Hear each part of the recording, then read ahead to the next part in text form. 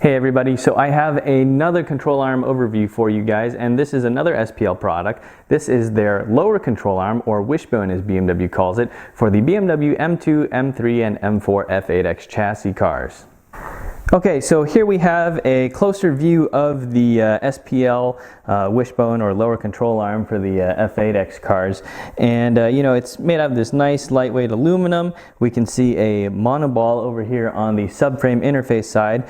So you know, the stock Wishbone, or you know, lower control arm, whatever you want to call it, from BMW also has a monoball here, and we also see a monoball over here on the right side. Also, once again, same as the stock arm. So you know, you're not really gaining anything in terms of, you know, getting monoballs going from the stock arm to this SPL arm. And let's see, if we rotate this arm this way so you can see the top of it, you can see we have this cutout here, so you know, making this part even lighter. And we also see a couple of adjustment, or actually lockdown screws rather. So we have two here in the main body of the arm, and one on this collar over here. And what these are for is these are for the length adjustment of this arm. So the main feature, in my opinion, of this arm is the fact that you're able to lengthen or shorten it, and you would do that with this big, you know, nut right here.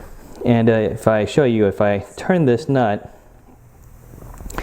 you can see that there are actually two threaded bodies on this this assembly. So we have one threaded body attached to this nut going into the main arm itself, and then we have the threaded rod on the monoball housing or race that goes into this other threaded body. So as you turn this nut, it extends both of these out from each other in order to adjust the length of this arm. And well, why would you want to adjust the length of this arm?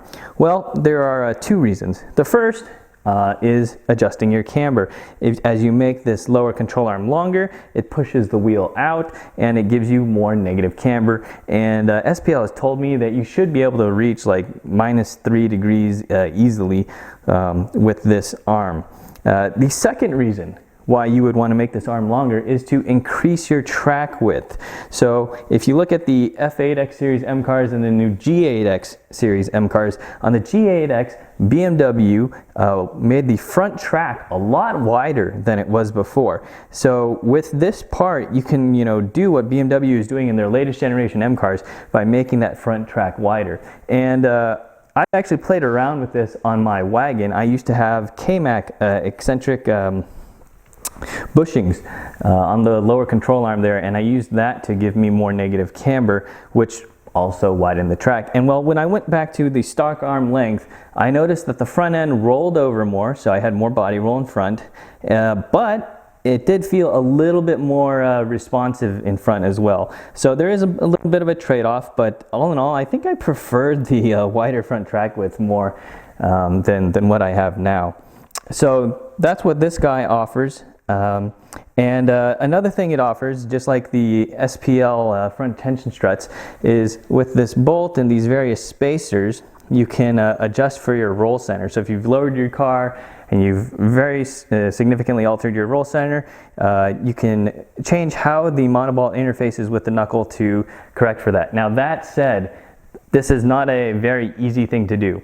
You know, just calculating the center of gravity on your vehicle is a significant amount of work, and not a lot of places really know how to do it. So it requires quite a bit of specialty knowledge, not something your average enthusiast is going to have access to or know how to do on their own.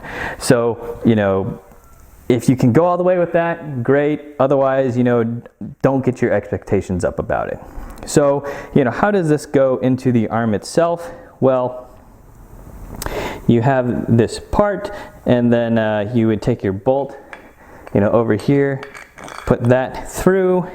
Then you would either put your spacers, or just, you know, this part, this one conical part, if you're just, you know, doing it like stock. Maybe I should put it in this orientation to show a little bit better.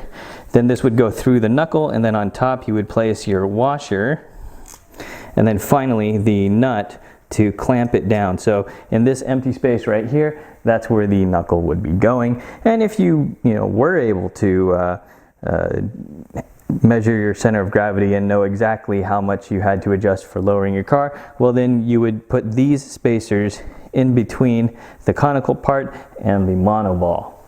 So going back to this whole track width adjustment and all, one of the nice things about the instructions for this part is SPL does give you certain amounts of guidance saying, you know, don't go more than X amount, you know, threads distance on this part, and also don't go Y amount of threads distance on this other threaded part, because, you know, past that adjustment, then you're exceeding the safe limits of the design. So I'm very glad to see them put that in there. That was one thing that I didn't see in the instructions for the tension strut arms, but I'm sure that also applies there.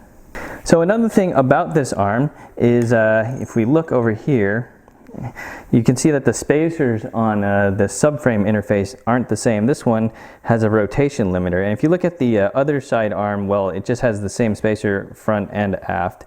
And the reason why this one is here is this is to tell you this goes on the driver's side or the left side, because they also have this part here, which is the headlight leveling sensor. And well, this screws into this little hole right here.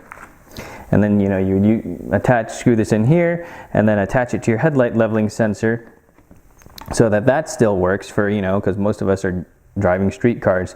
And so this rotation limiter piece over here, this prevents the arm from going, you know, 4.5 that way, so that you don't, you know, break your headlight leveling sensor. So even though this is, you know, a very racy looking part, there are still provisions on here for the street. That said, I still wish that you know, the monoballs used were sealed instead of, you know, kind of exposed like this. So, you know, if you're doing a lot of driving in very dirty environments, I honestly don't know how well this will hold up. But for me, that's not really going to be a consideration, because this is going to be kind of like my weekend fun car. So, you know, I mentioned you can use this to adjust your negative camber by making it longer, and I'm sure the question, you know, some of you are asking is, well, why would you do this instead of camber plates? You know, the majority of people do use camber plates to increase their negative camber. Well, you know, I kind of want to test this out myself and see if you can get rid of the trade-offs with camber plates by using this part instead. So, right, you know, the typical complaint with camber plates is, you know, eventually they wear out, or, you know, just because of the solid connections. Now there's a lot more NVH, which is noise, vibration, and harshness in the cabin. People get, you know, tapping, clunking, whatever noises because of them. And so I want to see with this part if I can get a desirable amount of negative camber, keep the stock top hats, and therefore, you know, not really have any NVH penalty, right? You know, I mentioned before, the stock control arm already has a monoball here, already has a monoball there, so I'm not, you know, losing anything with respect to compliance or NVH buffering in those locations. So, you know, I'm going to find out, and I'm looking forward to getting this part on the car.